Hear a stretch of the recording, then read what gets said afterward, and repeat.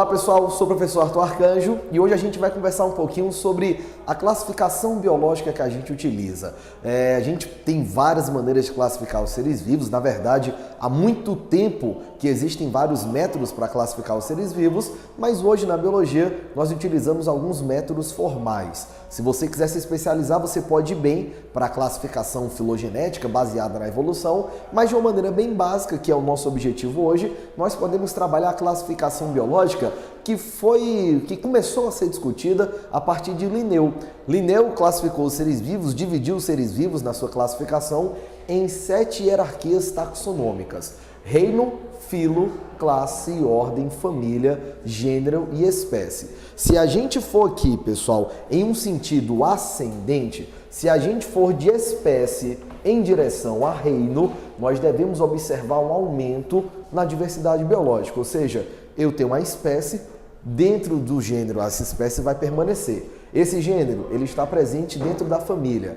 A família está presente dentro da ordem, que tem uma diversidade maior. Essa ordem dentro de uma classe, que tem uma diversidade maior. O filo e por aí vai. Então, se você for no sentido ascendente, o nível de diversidade biológica ele é um nível crescente. Agora, se você for no nível descendente, se você for no sentido descendente, melhor falando, você vai ter um nível de semelhança muito maior. É óbvio que indivíduos que pertencem à mesma espécie são indivíduos muito mais semelhantes, muito mais parecidos do que indivíduos que pertencem ao mesmo gênero. É óbvio que indivíduos que pertencem ao mesmo gênero, eles devem ter mais características em comum do que basicamente os indivíduos que pertencem à mesma família. Então existe essa diferença quando nós falamos na classificação biológica. A unidade básica que se utiliza ainda hoje é a unidade da espécie. Só que aqui a gente pode acrescentar várias outras etapas. Por exemplo, é muito comum hoje de dividir os seres vivos no planeta em 5 reinos. Reino Monera, que é o reino das bactérias.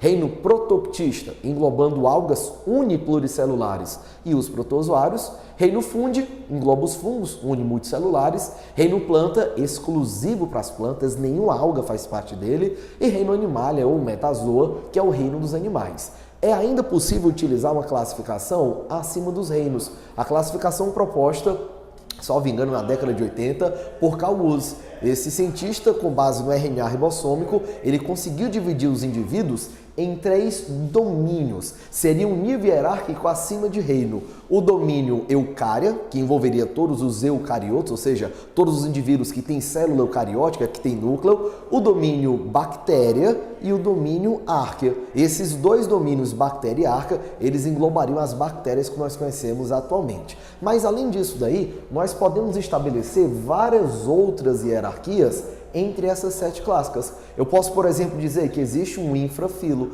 eu posso dizer que existe uma superclasse, podemos dizer que existe uma superordem ou uma infraclasse, enfim, existem várias subdivisões, mas isso não vai ser do nosso interesse hoje. Com base nessas 7 hierarquias básicas, a gente já consegue estabelecer boas divisões a nível de ensino médio. O nosso grande interesse, na verdade, nessa aula de hoje é relacionar as regras básicas da nomenclatura biológica. Porque entenda, da mesma forma que eu posso chamar um animal da espécie A de um nome popular, sei lá, vou chamar um passarinho de lavandeira. Eu vou chamar esse passarinho de lavandeira aqui, ele é da espécie A. No sul do país, uma outra pessoa chama um pássaro de lavandeira também, mas ele é da espécie B. Então, indivíduos de espécies diferentes, eles podem fazer parte, eles podem ter o mesmo nome popular, o mesmo nome comum. E nós não podemos aceitar isso na ciência. Nós precisamos ter um nome para cada indivíduo, um nome para cada espécie. Portanto, nós devemos ter regras biológicas rígidas, restritas, para garantir que aquela espécie a qual eu estou me referindo representa apenas aquela espécie. E não que vários indivíduos de espécies diferentes, eles podem ser enquadrados naquilo dali. Parte dessa classificação, dessas nomenclaturas veio de Linneu, parte dessa nomenclatura a gente foi atualizando com o tempo, foi aprendendo, foi identificando problemas e foi corrigindo. O básico da nomenclatura hoje, pessoal, é que o nome da espécie, ele obrigatoriamente tem que ser binomial.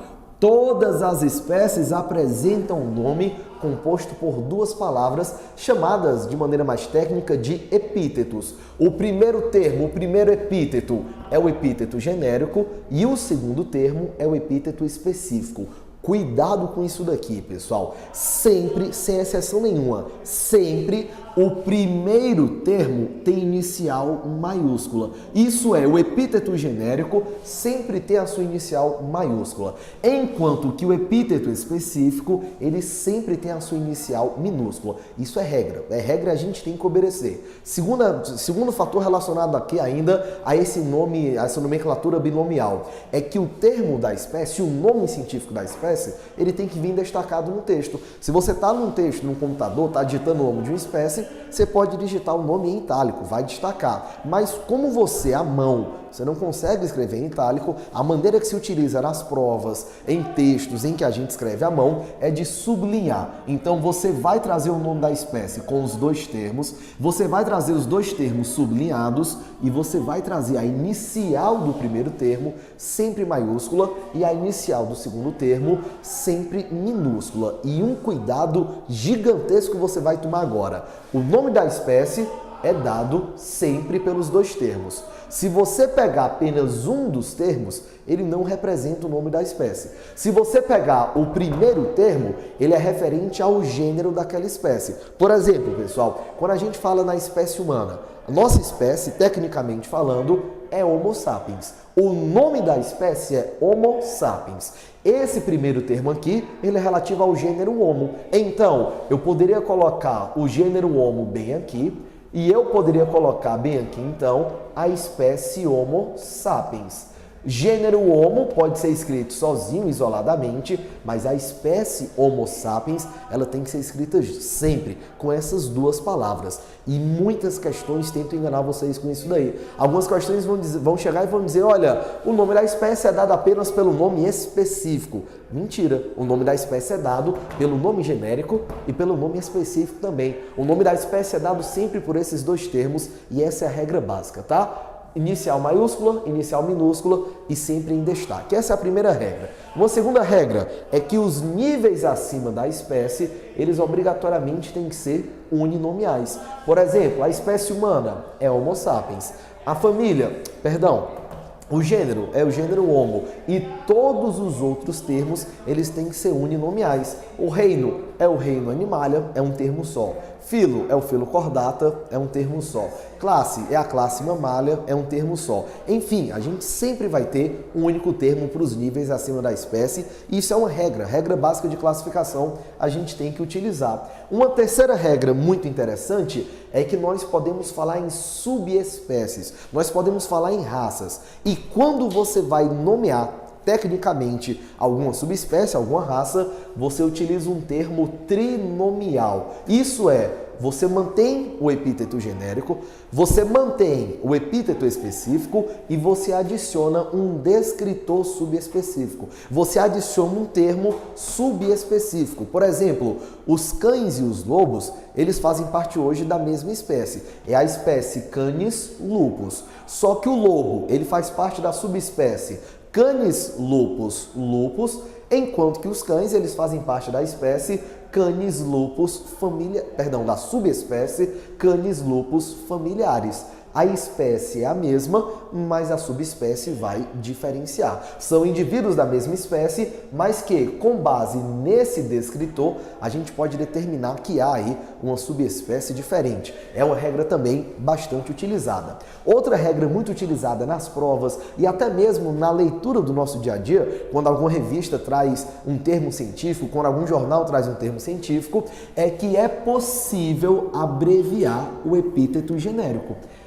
E aí eu repito, se aquele termo científico já foi escrito por extenso, é possível abreviá-lo. Por exemplo, um jornal está falando da epidemia de dengue na sua região, nesse jornal escrito você começa a ler algumas notícias sobre o ciclo de vida do mosquito vetor. O mosquito conhecido como mosquito da dengue, ele faz parte da espécie Aedes aegypti. Se o jornal já tiver escrito esse termo bonitinho, ó, inicial maiúscula no epíteto genérico, inicial minúscula, palavra em destaque, se o jornal já tiver feito isso na primeira vez em que ele utilizou esse termo, na primeira vez em que ele citou esse termo, é possível que nas próximas vezes ele venha a colocar o epíteto genérico apenas com a sua inicial. A.Egypti. Ah, mas Arthur,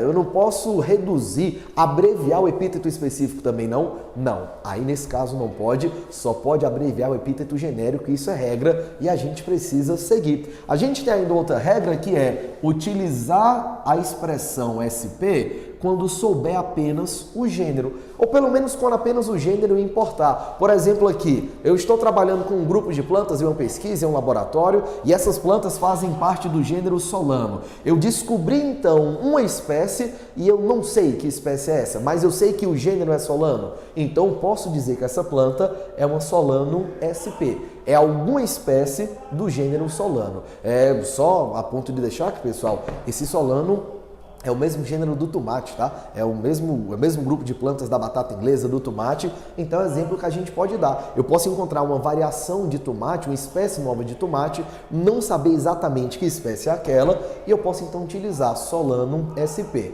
Da mesma forma que eu posso utilizar a expressão SPP para quando eu quero falar de várias espécies do mesmo gênero. Por exemplo, um jornal está falando de um surto de leishmanioses que está acometendo o Ceará, que está acometendo o seu estado nesse momento, e essas doenças são causadas por protozoários do gênero Leishmania. Então, as Leishmanias SPP são as espécies que vão causar isso daí. Leishmania chagas, Donovani e várias outras. Para você não falar do nome científico de todas elas, você pode utilizar essas expressões, tá? Então, são regras, infelizmente é um certo decoreba que a gente tem aqui, mas isso é válido a partir do momento em que a gente utiliza essas regras na resolução de questões exclusivas desse tema e também na resolução de questões de temas específicos. A gente pode encontrar essas regras muitas vezes em questões de botânica, em questões de zoologia também. Então, é algo básico, mas que é muito aplicado em diversas questões.